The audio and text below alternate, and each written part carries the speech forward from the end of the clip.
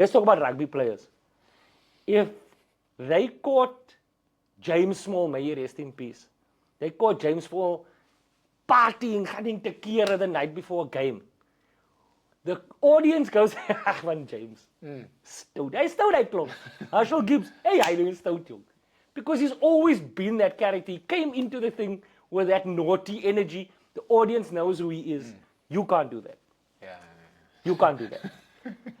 We turn on you. We go, ons het gedink, jy het vir ons gelieg man. Not caught now.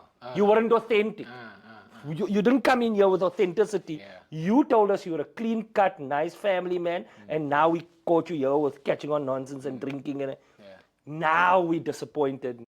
Hey guys, Gordon Skosan here, and welcome to Skosan Unplugged.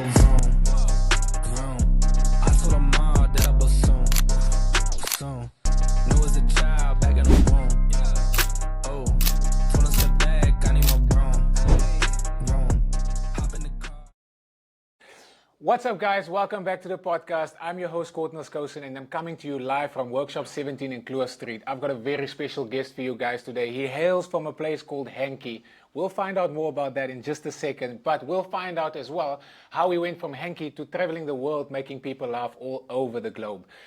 Alfred Adriaan, my man. Hello. Welcome, brother. Thank you so much for doing this. This is such a weird, surreal experience because people, I'm going to start by saying, Gordon used to come to our early shows. Hey, you saw me before.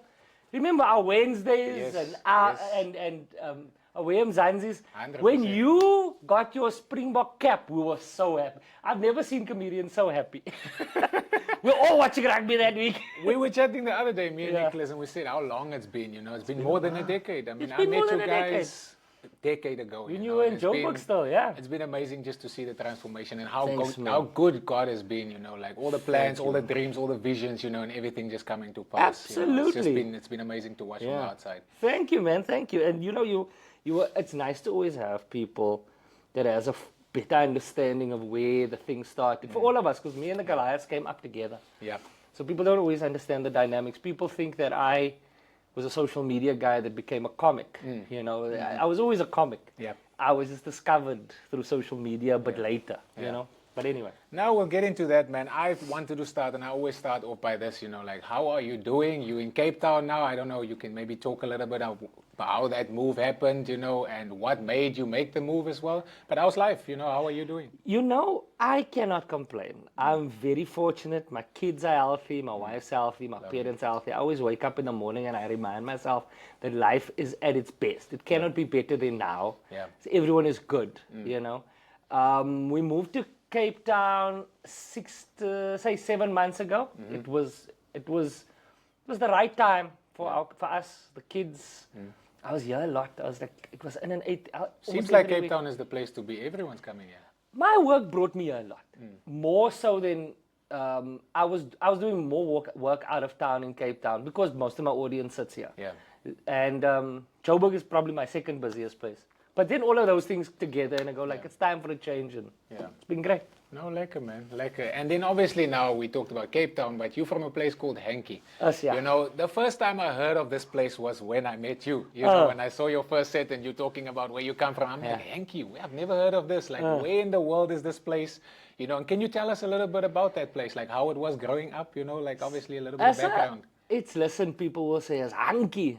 We grew up. Hankey, It's okay. it's Hankey, but you know, people will give you a drat. Okay. So it's a small town just outside of Jeffreys Bay. Like it's a small farm, mostly farm labor, keeping us going. Okay. It's great, man. It's great growing up. Now, then when you grow up, this is your life. But now, and I look back and I look at how my kids enjoy it when they go visit their grandparents. I go, I actually had a very idyllic upbringing.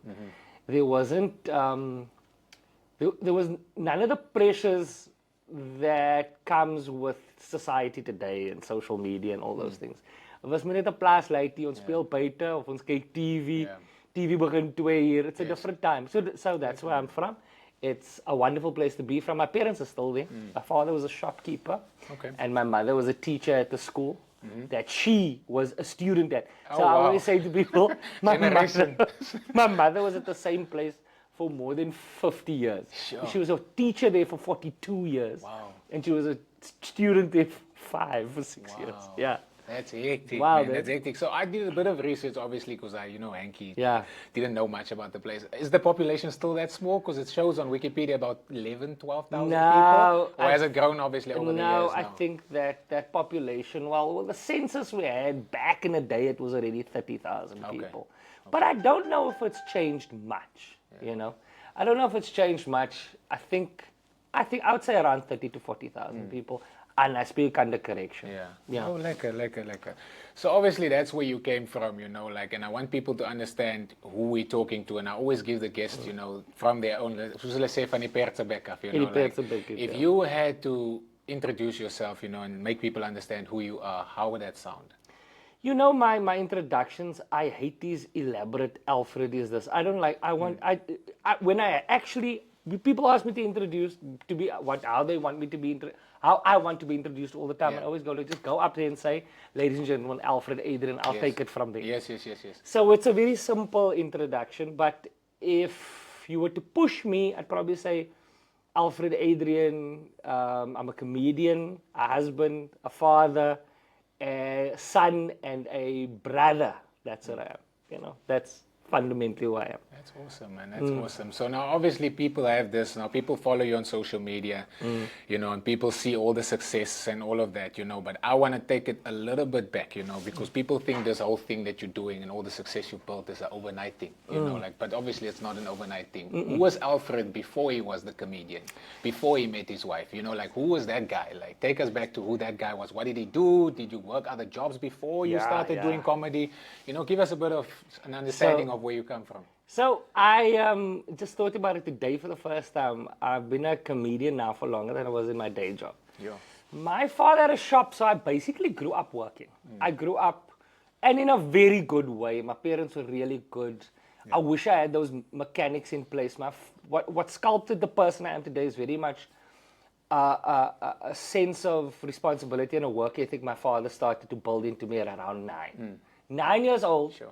My dad went, okay, cool, you get 3 rand a week. Sometimes I get it, sometimes I don't, how it goes. But you go to the shop every day for an hour. It was just an hour. After school, I'd go to, except in exam time. Yeah. So I'd go, work for an hour. For a 9-year-old, that feels like a day. 100%, that's long. And then you'd go there and you'd pack, and you'd make me pack the beans or put the Coke in the fridge. Kiddie stuff. And there was always a lot of people taking care of me. The people that worked was like family at the shop. So it was always an I. And that sort of evolved into me sort of almost running that shop after a while when I was home after school, holidays, weekends. I studied, I then left Hankey to go to high school at Andrew Rabi High School. So now I went from a very colored school, plus, to a high school that was Model C back in the day. Okay. That's the first time I really got introduced to, and I say this all the time because we were first generation to be integrated. You know what I mean? Yeah. White friends, black friends, Indian friends. Yes. And that's where I met some of my best friends. Very much a rugby school. I didn't play. From Not there, at all. Okay. My father loved rugby, but he never encouraged it. Okay. He never encouraged me to play because he would take me with the games, and I can always just remember there was a visceral moment where iemand het sy sleutelbeen gebreek. I did that when I was 16. Dan as 'n reuk wat ek nie kan I can't get out of my and I think it's a ointment wat as ek aangesit het, ek 'n betadine of a ding of a spray, and it just stuck with me, and I was like, this game is hard. Yeah. But anyway, then from there I got a scholarship to the University of Cape Town to study business science. Full ride. Parents were very excited about it, obviously. And then I horribly failed. I'm just telling you all the things that changed the way my thinking was because the shop taught me about people, because I was very privileged in my upbringing, but that exposure to people struggling. Yeah. And story vertel. Yes. Small town is very much snye stuk, So that I would say there's a lot more great comedians in Hankey. You know what I mean? Imagine. Because on snye stuk, And then from there, from UCT, failed. That changed because up to that point, I'd mostly never faced failure. I never failed a subject at school, I was a hard worker. Yeah. I wasn't a clever boy. I was a very hard worker. Nothing came easy, but yet I had all the support you could think of. Yeah. So like, that will take you there. Yeah. You know, parents that are together supporting you, family, external family, breer familie and so on. Yeah. Then from there, went to the University of Port Elizabeth, finished, studied my BCom there, and then I got an internship at L'Oreal years ago. And then I was thrust in a marketing internship, and they just came to the university, and I saw the signs up that they were interviewing. Yeah. And I was in my final year, and I was looking for jobs. I was applying everywhere through graduate placement programs and things. And I walked in there, and this is a story of my life. Like, I'm optimistic that it's going to work out. Yep, of Very, like, on the way here, you said, Alfred, just, my guy, Parking. good luck with the parking. Yes. In my head, I'm going to get parking right up front. When I get there, 7 times out of 10, I parked right in front. Wow. It's just, Nice gevaarlijk. as a mindset, as things are put into the Superpower. world. Yes, I believe so strongly beautiful. that things are going to work out. Yes. That most of the time, but I've never taken for granted the work, because when it doesn't work out, it's hard, you know. So I've been very, very fortunate with my mindset in that way. And then finished at UP, became there was this interviews, there was like 1,000 people. I got the internship. That's how I got out of Eastern Cape. Truth be told, if I didn't get that job, I don't think my parents were in the position at the time to fund me looking for a job in another city, you know. So that's another pivotal moment in my life. Yeah. I then get this job in Joburg that sustains me there. Ek bly in 'n auntie se garage, but I'm happy. 100%. Happy, fed, and living life. Young, you know, out in Joburg, no one. I didn't have family there. It was great. Sure. Fantastic. Then worked my way through a couple of companies. I was a brand manager at Aquafresh toothpaste for a while. Sure. I was a brand manager for Rodo brake pads. Found comedy around 9 years after I was working in Joburg. Sure. Where I was just like not satisfied and fulfilled with my job. And then I was just like, there must be other ways to make an income. Then I found this, and I always wanted to try stand-up. Yeah. I saw Mark do it. I saw Trevor do it. I was like, this is the full few. Like, how I could never understand, how do these people make money? They just talk. You know? I understood with Trevor and Mark, but I didn't understand the steps between being an unknown person and a famous person. You can see how they make the money. It's sort of easy. Everywhere. They're everywhere. Tickets are being sold. You know. But if you're not famous, how do you work your way from, I've got a great job with a car payment, and I had an apartment I was paying for. I bought property. From there, I worked myself up from nothing to that, and then I didn't want to let go of that. Of course, it's comfort. That's comfort. Yeah. But then I also knew that there was no sustainability, because my best friend is Temba Ratsibe, and he lives in Cape Town here now, and we started our internship together, and he was there early, man. Hy het gewerk, you know. And I looked at him, I was like, a guy like this will be my boss. Oh, yeah. There is no way. This guy loves this job, man. Yeah. He's there last Friday. Now, I'm Eerste already. en laaste eind. Ek jaag op bel. Waar is die skip? That man is sitting, he comes from the office Yep. to meet us at 7, 8 o'clock, and I've been there for 3 hours. Yo, you know? klaar warm. And so I was like, klaar warm, lekker voor. Verstaan je? So then I would always go like, this guy's going to beat me at this. I need to find something that I love to do this much that will sustain me. And lo and behold, 1 year, New Year's resolution, 2011, into 2012, I just went to find a comedy club. Lucky for me, I was really near to Monte Casino at the time, so Joe Parker had a comedy club, and I walked in there. I asked for an open spot. Just to put it into perspective, that was the same month I started, was the month that Trevor was on the Jay Leno show. Remember that big thing? When the first time, it was like, he went on Leno. We couldn't believe it. You Obviously, know? a big deal, yeah. Very big deal. The lady said to me, I don't know what's happening. I struggle to get comedians to do open spots. Now I've got a queue for months, because now everyone thinks they're going to be like this, okay. And that was very early days for Trevor, but we were starting to see the colors on the screen. Yeah. But anyway, so then that happened. I just, again, stuck to it. I said, listen, give me a spot. I'll come here every week until you give me a spot. 3 months went by. They gave me a spot. 3 weeks went by. They gave me a spot eventually. And I did my first gig, and I never looked back. And I did stand up then. I just did stand up every night after work until I made enough money, or saved up enough money, to sustain myself for 6 months, to try and give myself a chance at at stand-up. Like doing it, yeah. Full time. And then when I got to that point, I'd let go, and then I never looked back. I've never been back in a day job again. Sure, that's. And that was before you found. I'm talking about 5, 6, 8 years. 8 years before the internet found me. Yeah, I was already 8, 9 years into. No, 10 years almost into comedy when COVID hit us. Yeah. But COVID, people found these videos that I was doing for 2 years before that no one was watching. But it's always like that. It's the weirdest thing for me. Like, you've been doing stuff, and we talk about like you being optimistic and always, and people being consistent and all these traits of success and, you know, building stuff and all of that. And people look and they're like, but I've been doing this for years, you know, like, how long did it take you to get there? You know, like, you're doing it for years and years and years. And all of a sudden, I mean, I look at, like, for instance, my wife. People think that she's only doing this stuff now. Yeah. She's been doing it since like 2015, 16, 14, whatever. Yes, but yes, people, yes. obviously, lockdown was massive Yes. because everyone was at home. All of a sudden, people are glued to their screens, and now they discover, They discovered a lot of us in that time. And then, you know, God just opened that door. And I Yeah. mean, it's probably the same for you as well, where it just like 100%. exploded, and you're like, what? Like, what? I want 100%. to actually, before I get there, I wanted to ask you, like, that you talked about your first gig, you know. I remember my first game, and it's like first professional game. I didn't feel like I belonged.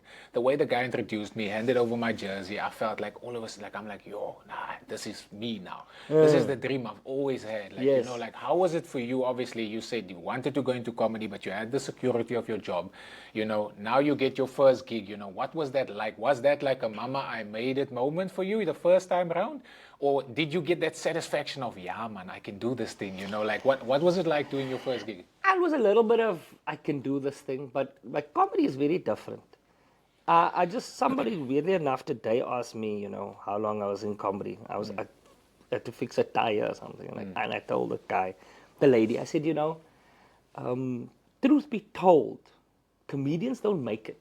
Most of them don't make it. 100%. They are fantastic comedians. There are so many talented comics in South Africa that you've never heard of and probably never will hear of. It's, you know, fortunate that the stars aligned for me. But the first time I did stand-up was a gig in Boksburg. They sent me to this gig in Boksburg.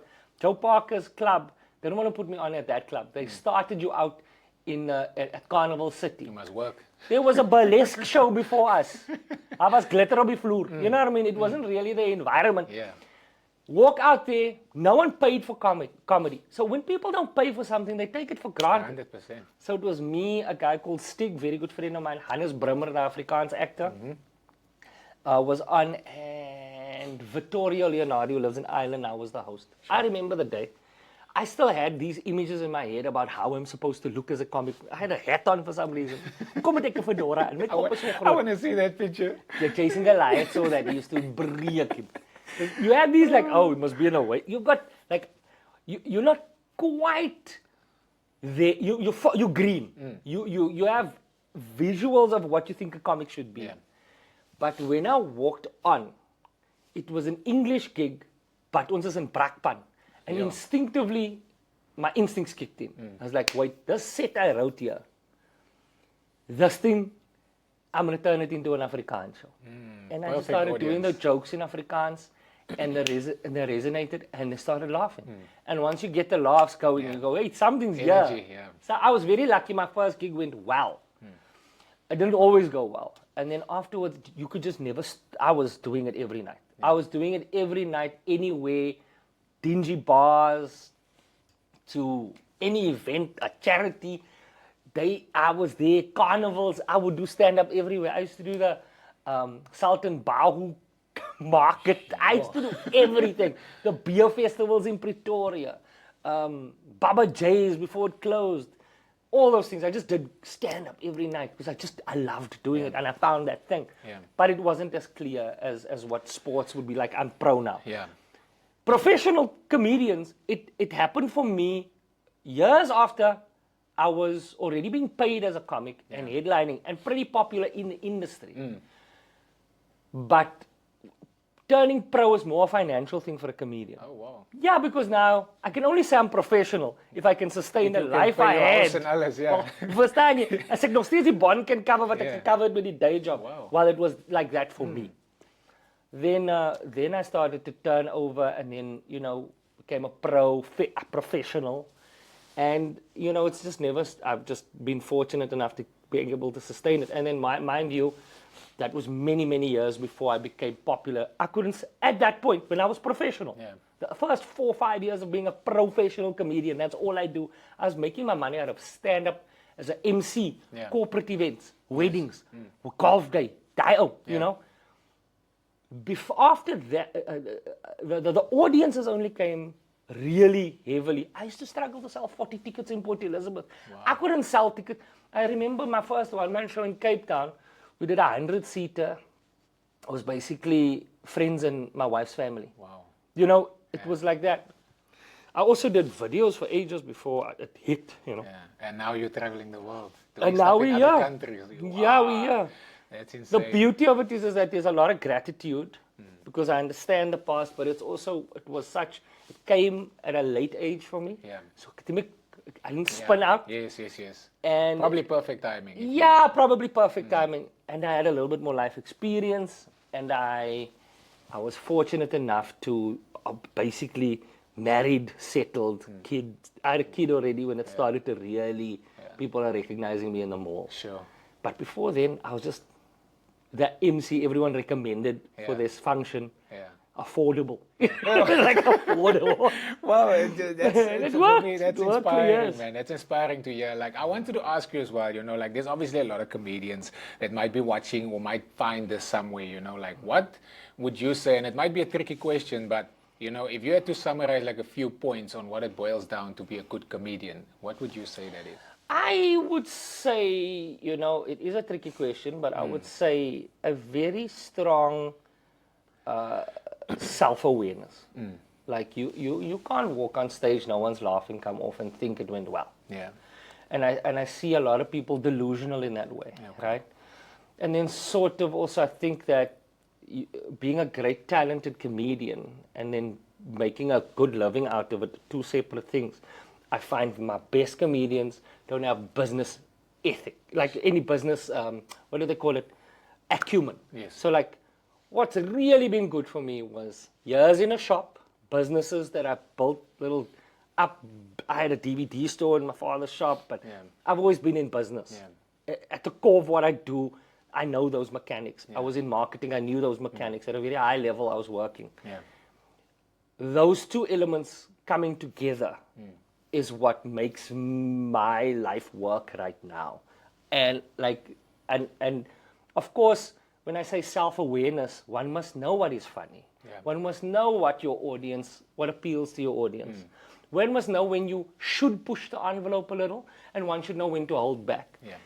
You must also understand your environment. Like something I hear comedians say a lot that I don't agree with. And my best friends say these things. They say, it's never the audience's fault. It's always yours. Not necessarily. Sometimes a comedian must be conscious enough to understand that this audience is not mine. Like for example, music is subjective. It's art. It's subjective. It's comedy is the same. If I took my mother and her friends who were in their 60s to a Pearl Jam concert or a Korn concert, as ek gaan hulle sê hulle het geniet. So how is it? Boys to Men. How is it? The band is great. Verstaan jy? It's not the band's fault. If I took my mother to a Dave Chappelle thing, she's not going to enjoy it. She doesn't enjoy swearing. That demographic generally doesn't, So that's why I say comedians must understand that it's know the audience, know where to put yourself. Sometimes, especially when you've established a thing, it'd be silly for me to now go play a pub in Pretoria and think I'm going to get the same response as what I get in front of the Baxter audiences, But that, to a lesser degree, people must just be more conscious of the content that, they're trying to put out and if it appeals. Yeah. If you're happy with the audiences you have doing the stuff you're doing, then great. But I've always been like, I understand, like, for example, for my audience, one, I'm myself completely. But in that, I'm no saint. My audience knows I'm no saint either, but they know I have the respect for them that I'm not going to talk about sex. I'm not going to swear necessarily. Miskien gaan 'n fok hier en daar uitvlieg, but I'm not going to swear and be whole time, gratuitous the whole time. I'm not gonna bring politics into the fray, and I'm trying my best not to speak about what black people do this, white people do that.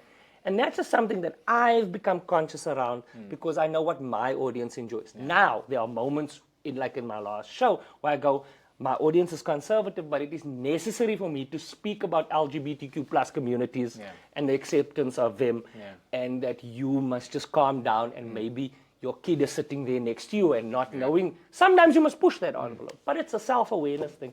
And then, of course, a little bit of business acumen takes you far, because a contract's going to come your way. Sure. And trust me, even the guys that know, we get nailed in those deals. What's up, guys? I'm so sorry to interrupt this episode, but I've got a very special announcement to make. I'm so excited to share this news with you guys. But first of all, I want to say thank you so much for supporting this channel and coming back week after week after week. Now, we have recently partnered with a company called EasyBet.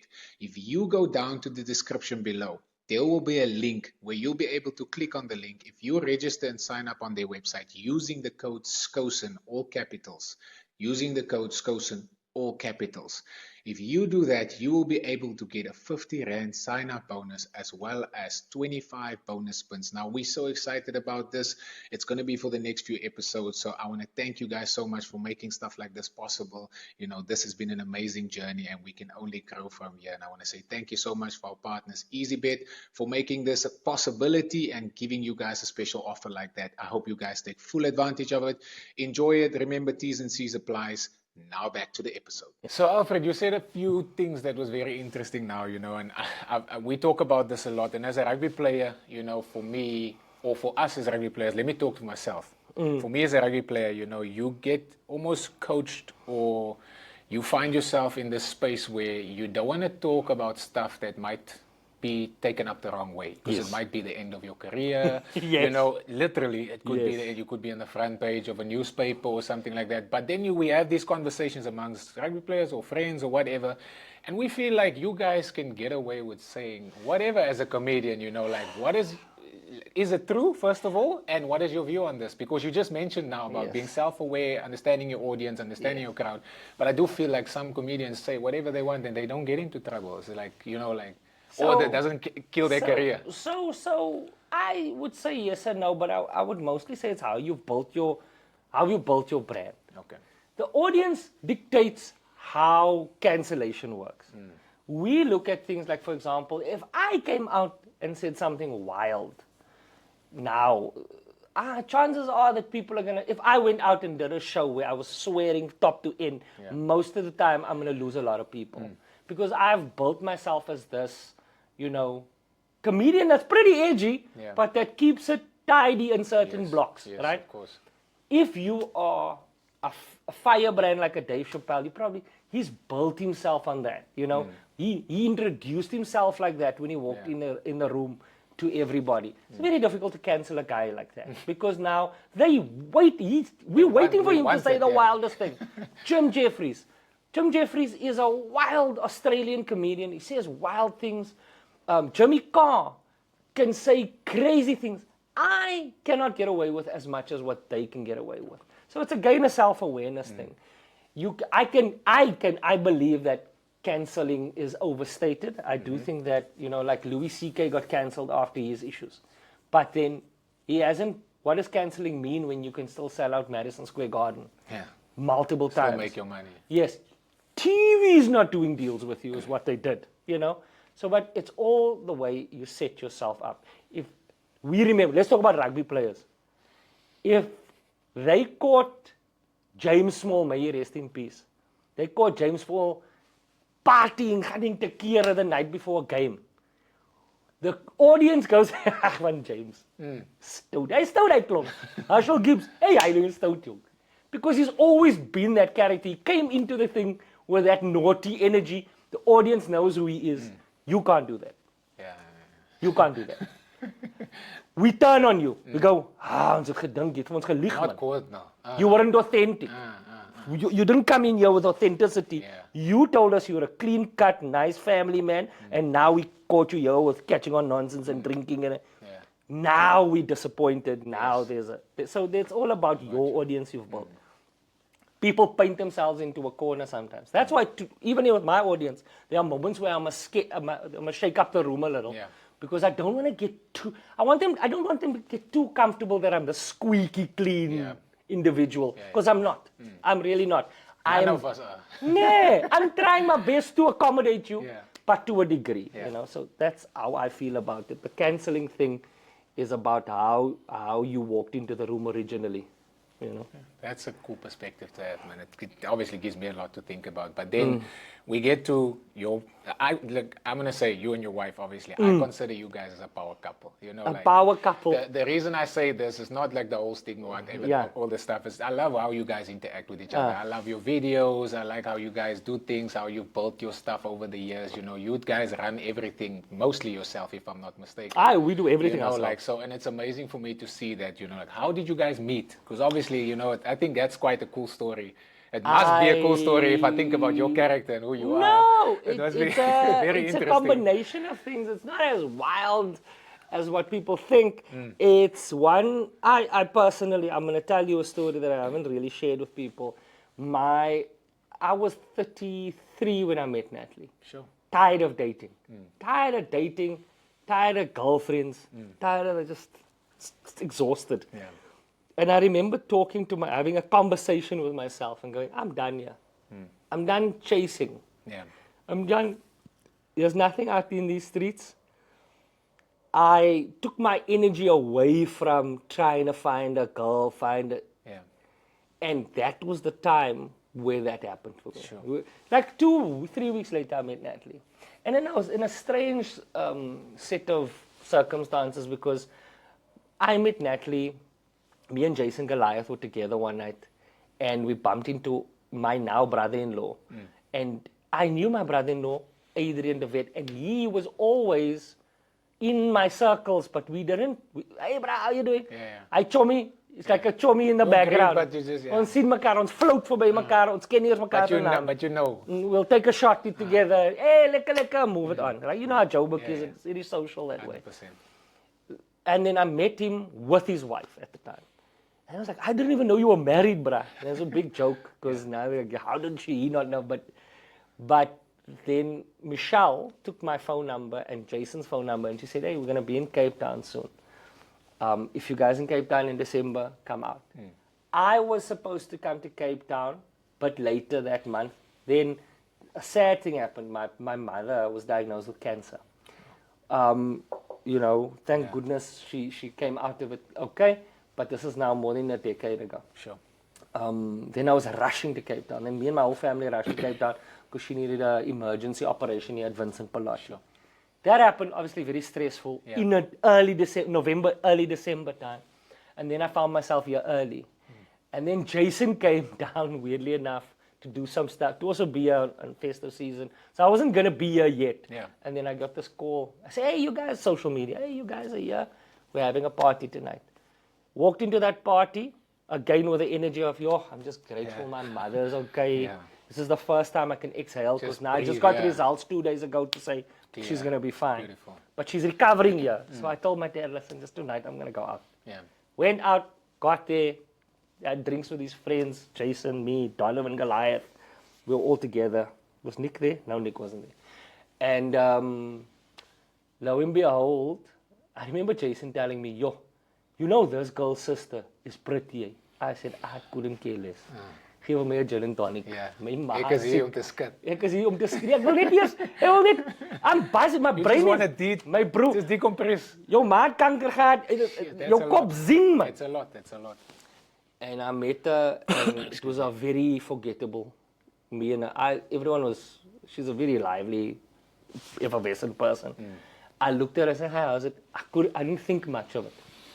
And a week later, I saw her, and then I remember distinctly making a bad joke, thinking she's a pretty girl.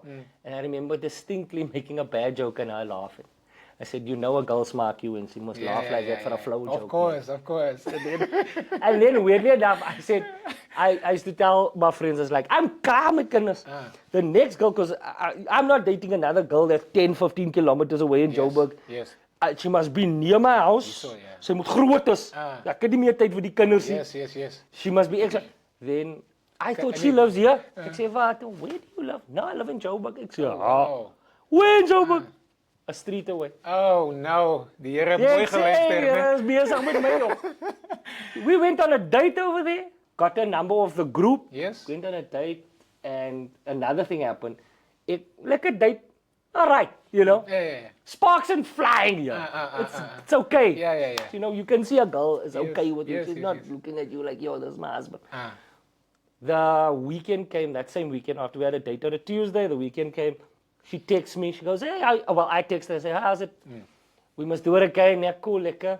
I said, "Oh, so what you doing this weekend?" She says, "No, I'm going to a friend's braai. It's like a braai happening in," I remember it being in Edenvale. I said, "You know, weird, I'm also going to a braai on Saturday. Lekker. Get there to the braai, it's skit, het gaan aan. We chommies, friends of mine." He lives overseas now. Loop by die deur in, Celebrate, deksels. Huh? and then Die Here is goed, hy het weet dit, dis 'n sign. Then we got to know each other, and she's laughing, and then I was more relaxed, and 1, 2, 3, started to date. 9 months later, and I say 9 months, and I vra die mense altyd, "Was fout?" No, 9 months later, we were engaged. Yo, beautiful. A year later, after that, we were married, and a year after that, we had our son. Beautiful. Then it went quickly. I always say, like, when you find the person, it goes fast. You're looking your whole life too hard, and then you moet wag. So you say, die Here stuur. Hy stuur. As jy reg is, hy kom op tyd. As jy die ding force, I'm telling you now, you end up in a bad place. 100%. Like me and Simone dated 3.5 years, and then I got engaged, and I said I got engaged in August. I said I wanted to get married in December. Everyone asked, "Is she pregnant? Why are you rushing?"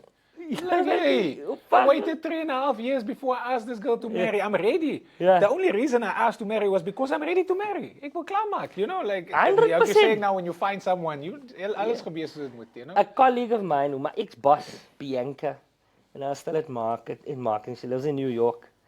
She's back in New York now. She was from New York originally. And I was working for her, like she was my boss at GSK, and she said, we were friends, and she would always say, "You know, Alfred, women are always looking like with the intention of, is this guy got potential? Men are never ready, and then once they're ready to get married, hulle trou hulle vinnig. Hulle is nou reg vir trou, then it happens quick. So for us, it's always like, no, but you're the one. You're the one I've been waiting for. Yes, klaar. Kom ons trou Saterdag. Kom dagos. My father said the same thing with my mother. He said they dated for 9 years. He asked her to get married, and he thought they must go somewhere get married in the month. Same time. In his head, sê my ma, my oma, nie hou vas. Wat? Goed regmaak. Dis paar troes om inkom. Yes. So yeah, it was really, and let me tell you, one of the greatest things that have ever happened to me is getting married to Natalie. Natalie is a great, forget the wife part, she's a great partner in life. Because she comes from a, you know, she hasn't had it easy coming up. And single mother, loved her father, but, you know, there was divorce, single mother. Natalie's got a kind of grit that people, like, only get from seeing life. And she's a very this is the softer part of her life. But she was, sy taxi gevat man, sy was al geroof. She made it, she moved to Australia, she lived there for 5 years, and she's gritty, you know, she's the type of person that she has a mentality that there's no safety net. Never got opportunities to go study. Made herself work, worked her way up in things. Never say die type of person. Came back from Australia, started from scratch. You know, she's a very gritty, she had a much harder time of life in her early years, like upbringing than I came from. I came from a lot of, in many ways, when I say privilege, I'm not mean money but I mean parents that are together and providing, you know, and like a lot of more means than the average person. Being able to go to university without a loan, you know, that's privilege. Yeah, that's, that's a blessing. You're working really hard for your father, and you're a good kid. It's what I want for my children. But in the end of the day, my father could afford to send me to university on his own dime. It's a great privilege. You know, that's so Natalie's been a great life partner because she understands the hard part of life. And she's always a very grateful person. And sy staan vir niks terug nie. The reason we are able to do things is often people will be shocked. Sometimes we've done shows, Natalie and I, 10 nights at the Backstairs, 1000 mense daar buite is net ek en sy agter. People don't understand. That's what I'm saying. You guys. The set. She built with balloons that afternoon. Yeah. The crew must eat. She went to the shop. She cooked the stuff. She's a hard nut. She is a tough cookie, you know, and so and fiercely loyal, which has been great. That's awesome. Yeah. Yes. Beautiful. Beautiful, beautiful, beautiful. Now you guys obviously also on that, you know, like you guys are in the limelight, you're in the limelight as well, you know, you're on social media, very active, and I know from your episode that you talked about a little bit about social media, the good and the bad, you know, like I'm also in that space with Simone as well, you know, so we face both sides, the love, the bit of the hate as well, you know, like how do you navigate that, you know, like, because I know you guys had a bit of a, you know, a different view on some of the stuff. Oh, yeah. That you guys, you know, how you deal with this stuff, you know, I have obviously found my mechanisms as well of how I do it, but like, what is, you know, how do you navigate it? I don't have an answer, Courtney. It's a day-by-day thing. I always, Natalie and I we're a team in the thing. I'm hot, she's hot too, but we always have to play the position. Like if it's something that's leaning, like something's happening to her with a client of hers, as men say dit valid of rou, then I have to be the one that's calm and go neem and rust that wees. And if I'm hot, she's the one that goes, hey, don't ruin. And then sometimes we both hot, then now we're burning a bridge today. But we're dealing with it on a day-to-day basis. We've become a lot better over the years. I don't think the public understands how vulnerable a person is in this space. 100%. I think they think that, you know, we are just human. In the end of the day, comments hurt, you know, and I don't think people completely get that. There's many days Natalie's in tears because someone said something judgmental. I go like I try my best to be respectful around people's beliefs and, you know, those paradigms. But, you know, you see how many times I get attacked for silly things sometimes. Silly. Now I've got to decide. And you know what we do now? Very quickly. As ons sien jy is valid, block. Oh, I'm quick on the block. Function, My bro, die breeze net kom die verkeerde way. Block it for jou. Because this is a positive space. Verstaan jy? And if I'm wrong, I'm wrong. I'm not nervous to apologize. But I think that we take it day by day and we stick together. And we've got a nice support system. I've got my brother, my sister, her sister. We ask people jump in and go, maybe do it this way or that way. But mostly it's just me and her, and we take it on a day-to-day basis. Ons weet nie. Sometimes you regret things. You learn from your mistakes. You move on. It's and you also don't know when it's going to happen. You don't know. It's like we did Simone had Mrs. Essay in 2016, and there was some campaign that someone was running because she was talking about having club feet when she was smaller, you know, and people saying, no, you lying about having club feet. It's like they called it something, man.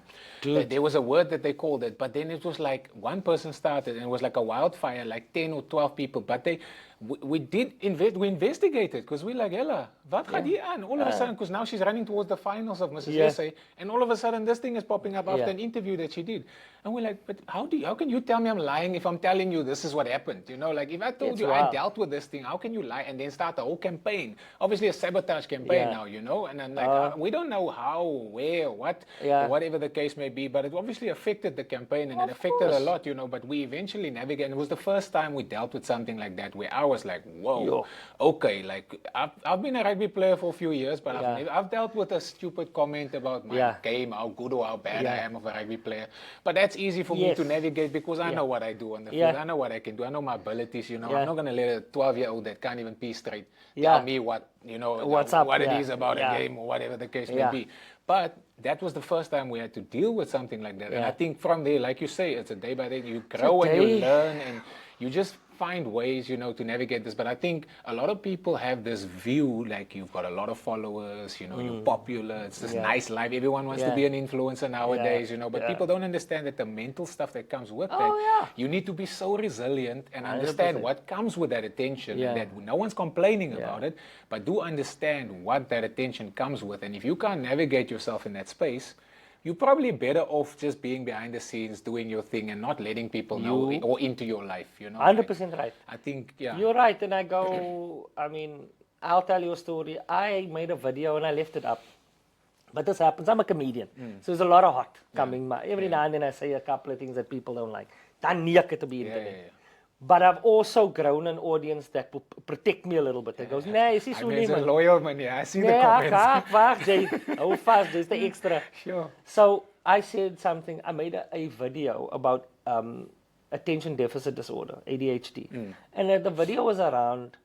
I was seeing a lot of people saying that they've got ADHD, and the story was, and I said, with respect, I always do that. Yes. But people, they choose what they want to remember. Clip that. But they mensen, verstaan is a skill. You know what I mean? Like listening is a skill. Yes. I start the video by saying, guys, no disrespect to those people that were diagnosed legitimately with ADHD. Yes. However, almal van julle het ADHD nie. Is nou 'n buzzword nou. Julle gooi almal nou ADHD uit, ADHD is my undiagnosed ADHD. Waar jy by 'n dokter? The joke was that nie almal van party van julle moet net sê julle was leiok op skool. Verstaan jy? Bruh, there was a couple of people, wildfire. None of them still today know that I was diagnosed with ADHD. So like he said, you don't know what it is to deal with children with ADHD. You don't know. I'm like, auntie, I was diagnosed. I was on Ritalin. It made me numb. Ek ken die goeie. I'm not reckless here. I said to you, no disrespect. But people, sometimes you just gotta also, jy wil net kwaad wees, block. Yeah. And there's so many people, man. And people find ways to be upset all the time. Yes. I think it's like this thing in social media. And that's why I've been very fortunate with my audience to a large degree. They know who I am. They're very positive. They're also a very mature audience. I look at other friends of mine that have audiences that I go like, I don't know if this is a blessing. Yeah. These people are angry with you all the time. Hulle wil net nie jou straight. Yeah. Bless his heart, I just spoke to Siv this morning. I always look at Siv's feed and I go, hundreds of thousands of followers, but a lot of these people are just angry here, man. It's wild. You know what I mean? I don't know how he navigates that. Sure.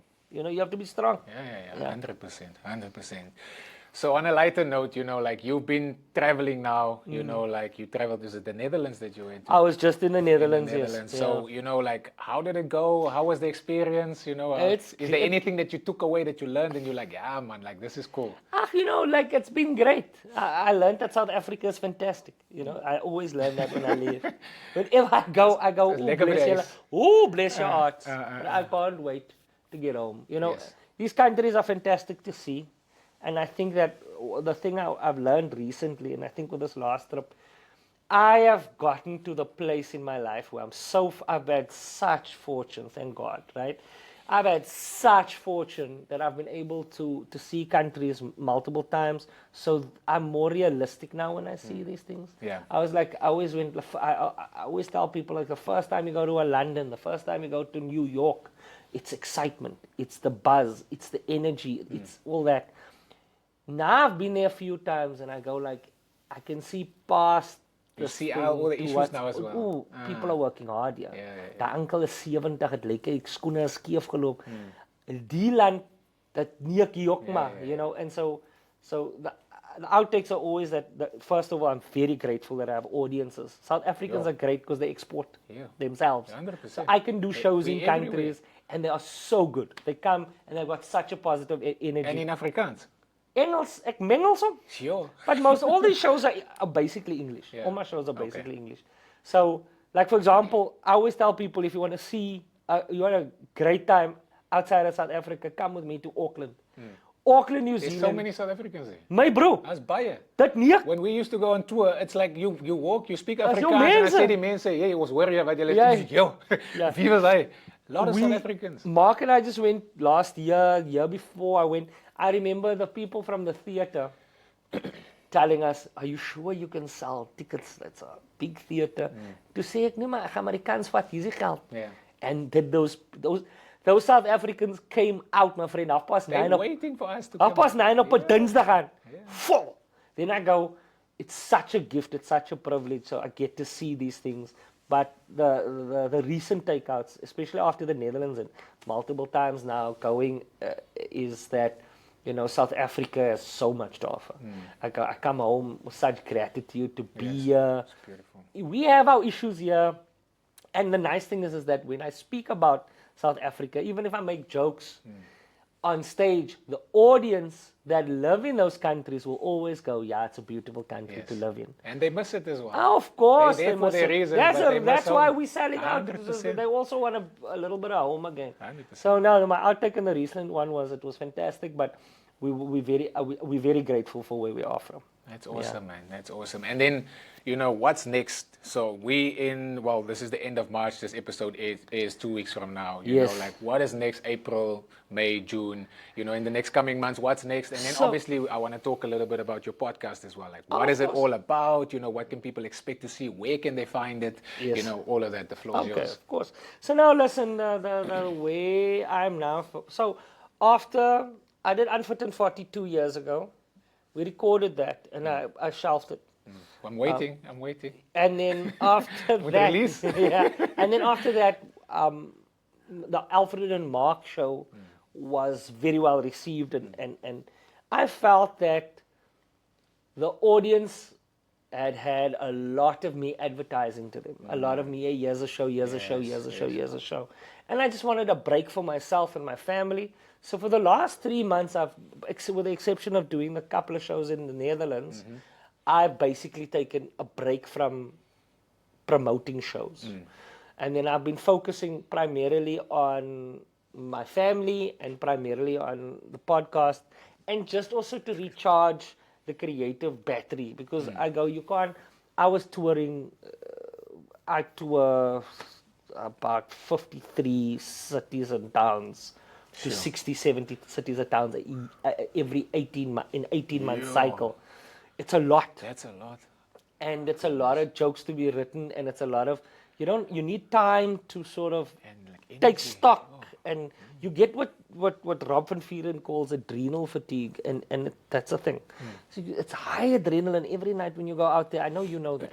And it's an exhaustion you get that you can't sleep away, you can't take a holiday off. You need time. Net moeg. My siel is moeg. Yes. So now I've taken 3 to 4 months off, preparing the new show, but also editing and making sure that Unfit and 40 is ready. So we're releasing it in April. Nice. This April, 1 April, it's supposed to go out. Awesome. For a limited period. I'm doing 1 it April. for... Why 1 April? I just felt like one full month. Like And then we're pulling it off, and the reason for that is because I'm taking it off because then after that we go into negotiations. I still own the rights to it. Yes. Obviously, you do Once all I your start stuff, licensing it to TV, who knows what happens with the stuff after then, when it comes out another 2 years from now. Sometimes the stuff I've had things sit on the shelf at a TV station for 5 years, not come out, and then people go, yo, People dit don't is know wat, this stuff, Sembra, eh? is 5 jaar terug so goed. Crazy. So I'm putting it out for December, and that, for April, and that's a big thing. And then I'm going to go back on the road, small shows, doing the new show, which will probably only be in May. And then people will start seeing me coming through again. And there's a lot of places that I haven't been for like many years now. So I'll start with those and then work my way around and then start touring. And then I'll do what I always do. I'll go to New Zealand, Australia, South Africa, everywhere in South Africa. Anywhere there's an audience, I normally go. I've played places like Graverinet. Beautiful. I've played Graverinet. I always tell Die people, mense is daar. Die mense is wonderful daar. people are there. I always say, to me, and comedians will agree, it's more impressive if you say you played in Graverinet and played at the Lyric Theatre or the Baxter. Then Baxter is grand, but there's a lot of people here with a lot of income. And we appreciate them. But, die klein dorpies is nie so maklik nie. Yeah. It's not, is nie ingerig vir goed nie. yeah. There's some places don't have a theatre. So like I'll go to a place where ek is in 'n skoolsaal, ek moet my ligte en die sound bring, So yeah, we go back on the road and we take the show wherever people want to see it. Perfect. So now obviously, that's what you have planned for the comedy. Your podcast, like I've been enjoying it, So Thank you. What is the decision? Why are you doing podcasts? What is it all about? Like, what do you want people to, when they come to your podcast, what is it that they're coming for and where can they find it? So very much this podcast, the reason I'm here and I enjoy this is I think that there's a similar vein to this thing. So I've had a podcast before. It was called Fail Date Friday. My early days before anybody knew me, that's still on the internet, where I interviewed mostly comedians because that was the access I had. Yes. Now with the popularity of my channels and stuff, I'm able to answer questions for my community and for South Africans that I wouldn't normally be able to do. So like, for example, I'm going to have a guy in a week talking about finances and how to save and ways of getting those things. And then I've got a guy that talks about wills and the pitfalls of using a bank for a will and those things. So we can answer questions for my community or for my community of people that follow me. And when I say my community, I don't mean colored people. I mean my people my tribe that follow me. That they may not necessarily have the resources to answer. And I'm in that position. I'm trying to also get like social media experts on to see the pitfalls for kids and legal avenues and things like that. And then, of course, I have celebrities in and people. So it's the same as this, where I'm trying to learn. I'm trying to learn from people. My thing is that it's not fast food. Yeah. My podcast is all about we're gonna get there in dignity with dignity and respect. Yeah. I see too many, and I enjoy these things too. But I see too many podcasts and content that's based around clickbait, you know, and people that come to my show, I'm on podcast number 8 now.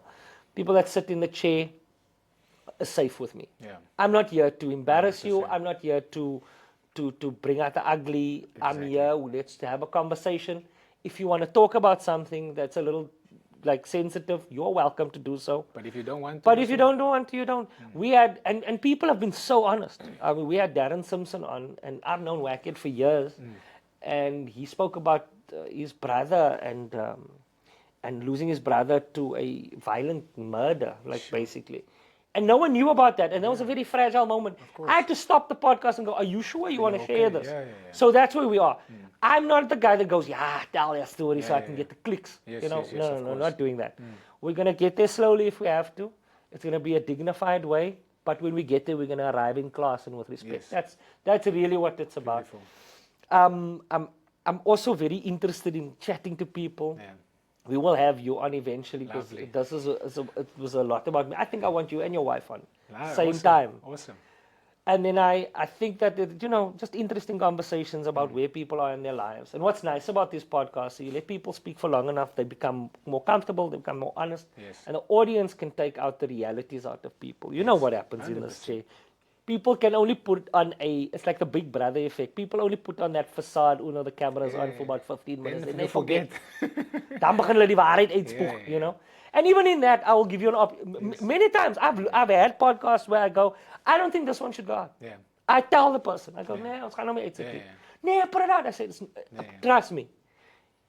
You are not I didn't know what was happening in the background. You're not in the right frame of mind. I don't want you to regret this. I can see this will be great for me, not for you. So we've had that already in its small periods been around. So we have very interesting people on. I think I'm also putting on people that are not necessarily famous, and that I think are just very interesting. So we'll see how it goes. I'm always trying to make it better, like with everything I do. It's very much in the vein of the same thing you guys are doing here. And I mean, there's space for everyone. And there's space for this. We need more role models. We need more people speaking about their careers, the pitfalls, the positives, the stuff.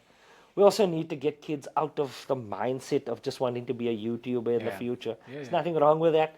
But we need to get that there are other opportunities and here's the platform to hear. How do you become a sports person?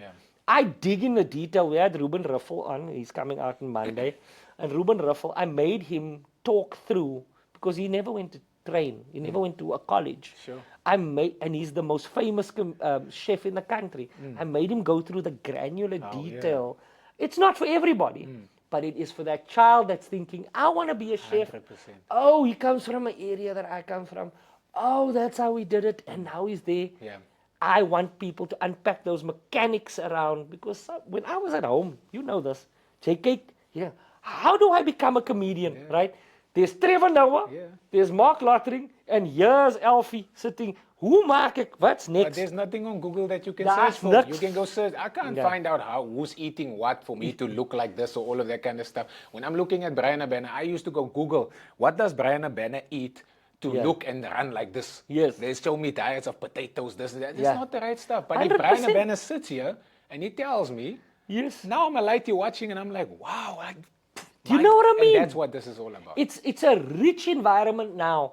But when we started, dude, I used to Google, how did Trevor Noah get a sponsorship deal? How did Mark Lottering start with comedy? That's Exactly. niks. There's nothing. Now there's a lot. Yeah, obviously. And I like those.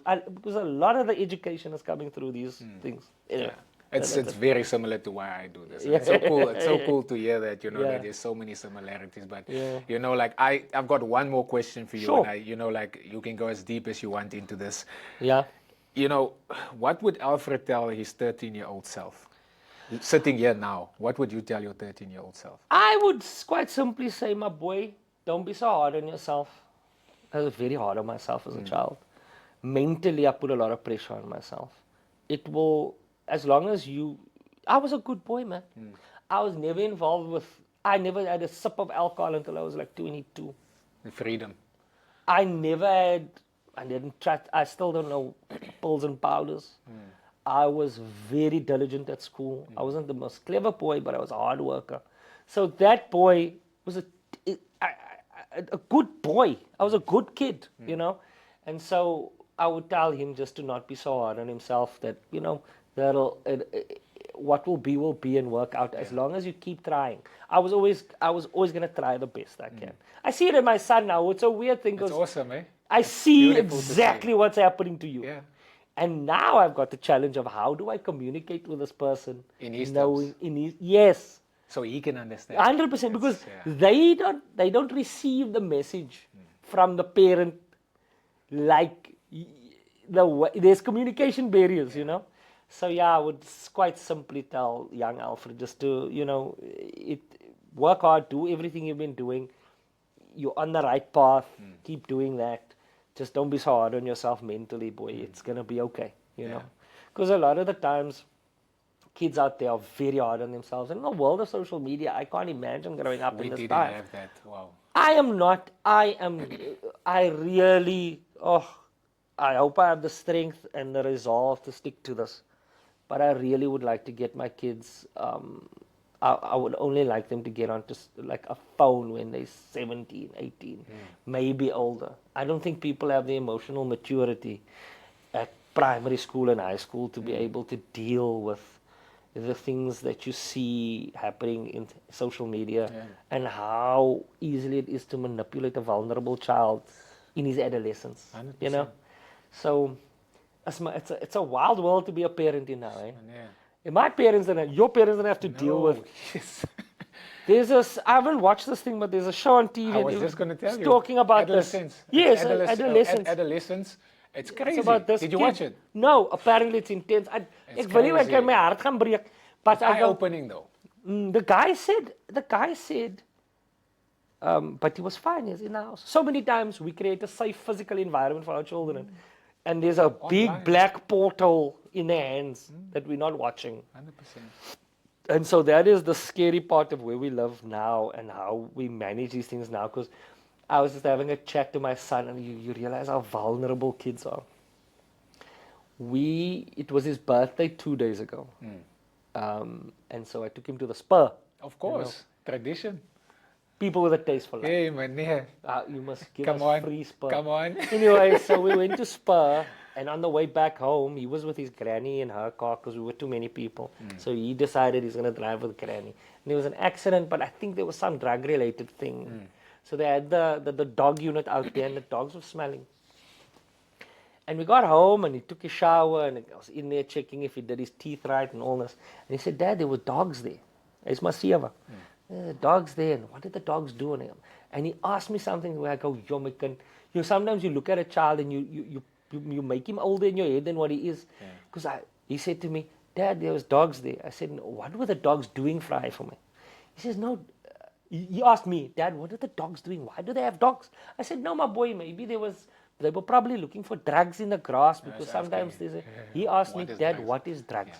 I was like, Yo, takes you back, ne? Rewind, go vinnig, ABS. yeah, this is a Reverse. deep question. Yeah.